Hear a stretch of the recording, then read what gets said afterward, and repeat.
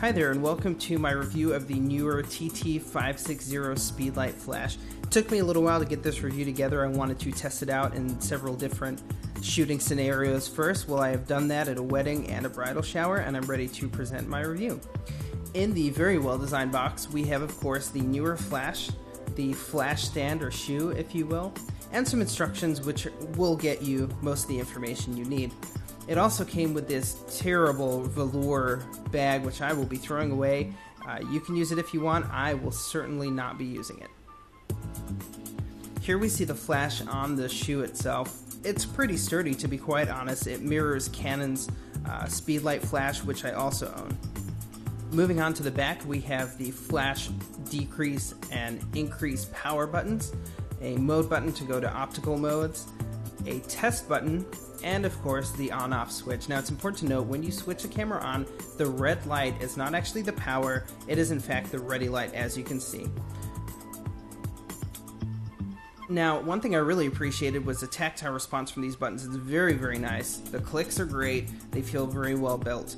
I'm just going to run through a couple of modes here so you can see some of the flashes going off. The recycle time is pretty decent. These batteries are about 75% charge, and I'm very pleased overall. Obviously, when you go right up to full power, recycle time increases to about 2 to 3 seconds, which is not terrible for a flash at this price. Moving on to the side of the flash, we see a charging port. I searched Neewer's website. I did not see a charger for sale, so I don't know if that's worthless or not. And a PC sync port, which is very handy. I own several older flashes, and it really is nice to see this feature on a cheaper flash. The bottom, you have a metal mount. This will mean that it will last a whole lot longer with the wear and tear that is put on it. And the center contact. Obviously, this is a fully manual flash. Up at the top, this red area, there is actually an optical sensor behind there for slave mode 1 and 2. Up on top, we have the wide angle accessory as well as a bounce card. These are also features of more expensive flashes, and I was really pleased to see them up on here. Finally, I wanted to just make a note that the Gary Fong light sphere does in fact fit on this flash tightly, but it stays on very well. I use this for almost all of my events. It's indispensable for event and wedding photography. I highly suggest you check it out. Overall, this flash is cheap, it is well built, and it is a very effective way of adding some light to your shots. For the $40 price tag, I highly recommend it, especially if you're new or just getting into flash. Maybe you're just wanting to add some extra flashes to your kit. Highly recommended, 5 stars.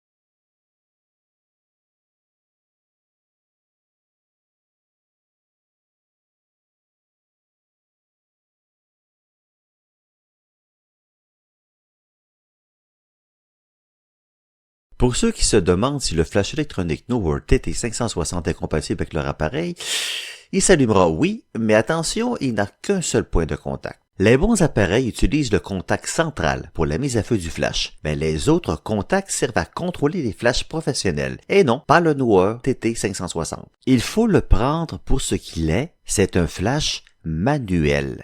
En clair, ça veut dire que votre appareil photo ne peut pas contrôler le niveau de puissance du flash. Il faut donc faire les ajustements manuellement. Et, bien sûr, votre appareil doit être en mode manuel et non pas automatique. Il peut se synchroniser avec un autre flash car il se déclenche dès qu'un autre s'allume. C'est le mode slave. Mais attention, il est préférable, encore une fois, de fonctionner en mode manuel et d'utiliser un flash maître.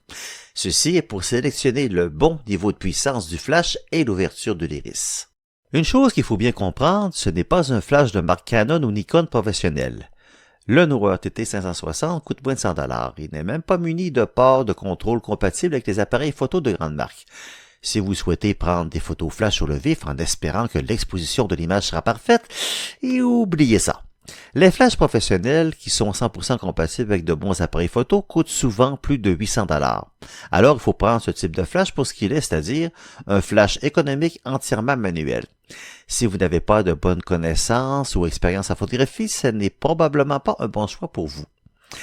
Si vous n'avez pas de flashmètre non plus, pour savoir si le niveau de puissance que vous avez sélectionné en combinaison avec la bonne ouverture de l'iris sont les bonnes, il y a toujours la méthode essai-erreur. Donc, vous devez choisir le mode manuel, sélectionner la vitesse d'obturation à 1/125e de seconde et faire vos tests avec différentes ouvertures d'iris et ou sensibilité ISO. Compliqué? Ben oui, ça l'est. La photographie est une technique très complexe. J'espère que j'ai pu vous aider. Amusez-vous bien. Hey, so I'm uploading this just to respond to your video about the TT560 speedlights by Neewer. Yeah, they're cheap, alright. I'm uploading some sample pictures so you get an idea of what kind of pictures they can take. So here are the two TT560 speedlights I bought. So many good reviews I thought I'd buy two. And they're really cheap. So this is the first picture I took with no flash from the camera or the lights. This is all backlight from the opening of the garage. This picture is just onboard flash. As you can see, the middle is mostly lit up, the sides are kind of dim. This is one speed light on and it's flashing directly at the bike. It lights up everything around it, no dark spots, which is nice. Same speed light is shooting directly above the bike, not on it, so it's got a nicer glow to it. The speed light's being shot at the left now, and it does a really good job making the nice natural lighting there. I kind of shot it way too far to the right, but it does the same thing. So I'm using two TT560s, shooting one away and one right above the bike, and it does fill everything up with light. It's a little out of focus, but I was just trying to show what the lights can do when you just flash it around.